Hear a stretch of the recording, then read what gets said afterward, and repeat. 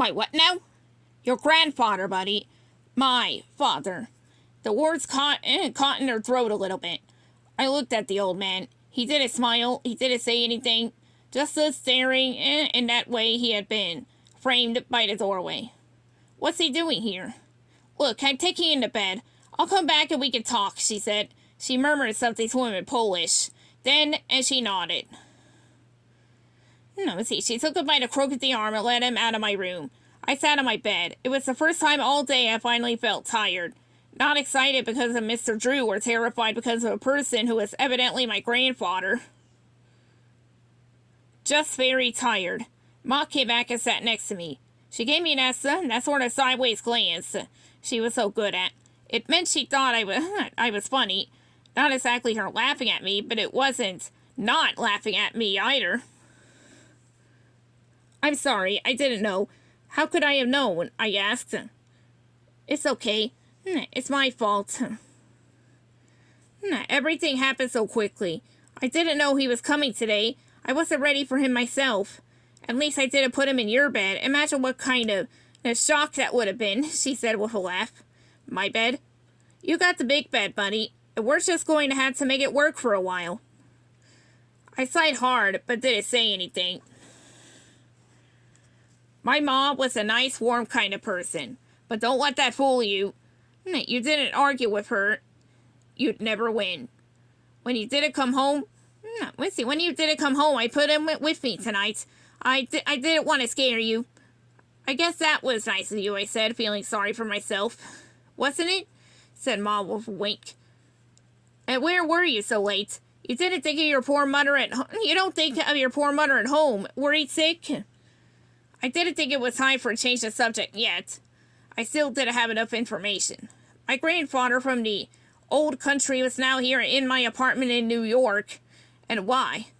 The why still hadn't been addressed, but it was too late. And also the answer that would make her happy. I got a job, I said, trying not to smile. Trying to make it a casual sort of thing. Like I didn't really care that much. What about Mr. Schwartz? She asked, biting her lip. Don't worry, he didn't get mad. You still have your job, but I hope you won't have to work for him either. This job is better. It's working as an apprentice for Joey Drew Studios. Who knows where it could lead? You get paid for that? Of course. Twice as much, even. Ma smiled then. A small smile. Maybe I wasn't meant to even see it, but I could tell something in her hand and relax, and that made me so proud. What's a Joey Drew Studios? She asked, turning to face me, one knee up on the blanket. It's where they make cartoons. Bendy cartoons. I get to be a gopher, but also a drawing apprentice. Learn stuff. She looked at me funny then, but that wasn't unusual. She always looked at me funny, like there was a whole story going on in her head that I'd never get to hear. Secrets. She mumbled again. So you get to draw?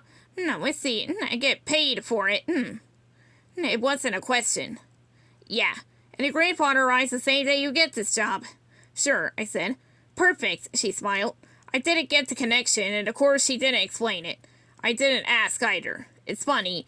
I just started to realize how much I didn't ask the questions back then. Not until I met you, Dot. Well, I'm happy for you, buddy. She leaned over and kissed my forehead. Made me feel like a little kid. Now get to sleep. We'll talk about everything tomorrow. That made me feel even more like a little kid. She turned and she left to turn out the light, and I crawled back under the covers. And only then did I remember my dream. I wondered how loud I'd been to make that old man wake up and come in. I wonder if I completely embarrassed myself. In front of my creepy grandfather who looked like a ghost. What a strange day. At night. If I'd had any kind of superstitious sense of anything, I must have seen it as a sign. Something beginning. Something not quite right. But of course I didn't. I never saw the signs until I was past them. Down the dark road with no exit. Another metaphor. That one wasn't bad. Hey, Dot, I'm getting better at this.